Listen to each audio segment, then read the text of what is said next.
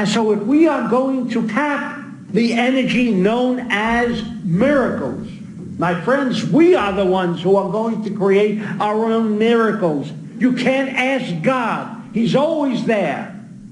He's provided everything, the settings by which we can tap miracle energy.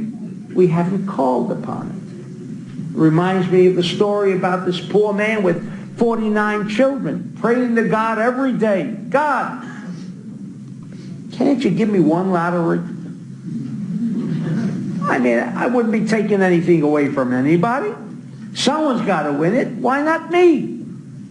And he prays year in and year out religiously. And then the time came where he had to go upstairs and face his maker. And he comes to God and says, God, where were you when I needed you? All these years. Couldn't you have afforded one miracle of a lottery in my direction? To which God answered him, my friend, did you buy a lottery?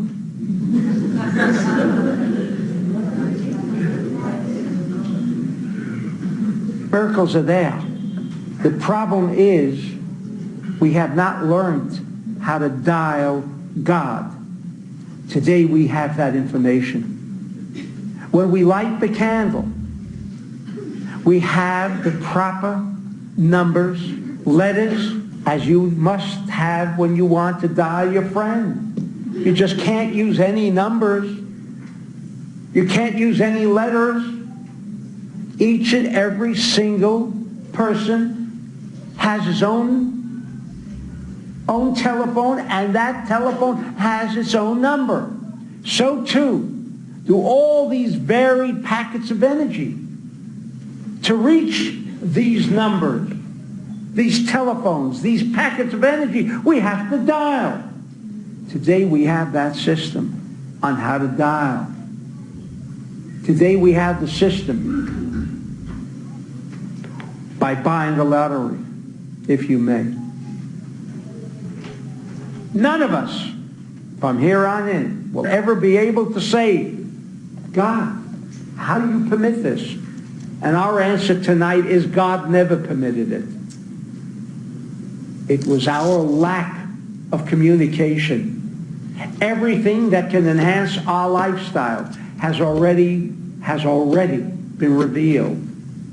There are almost no secrets left. Then one might ask, well, why do we see all of these miracles happen each and every single day? And the answer is, we must achieve a consciousness. And more importantly, the consciousness that is required is the consciousness that we can achieve miracles in our lives. But how many of us will walk out of here and say, too good to be true? And that's probably the worst enemy that we have in Kabbalah.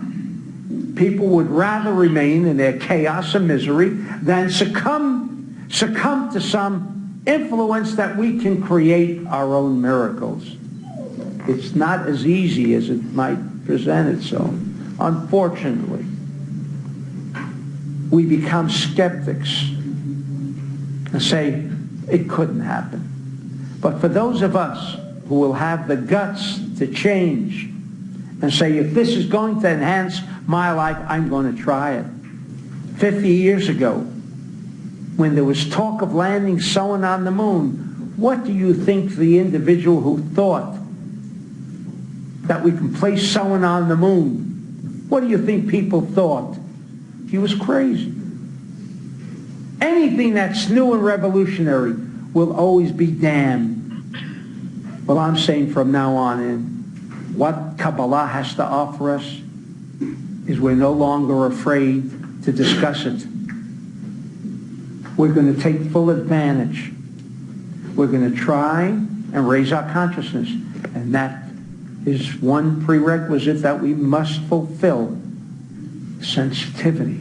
No matter how we treated our members of the family, no matter how we treat our neighbors, our friends, our acquaintance, or even those that we don't know, we must begin to change the nature of ourselves. When we begin to change the nature, then we have achieved miracle consciousness.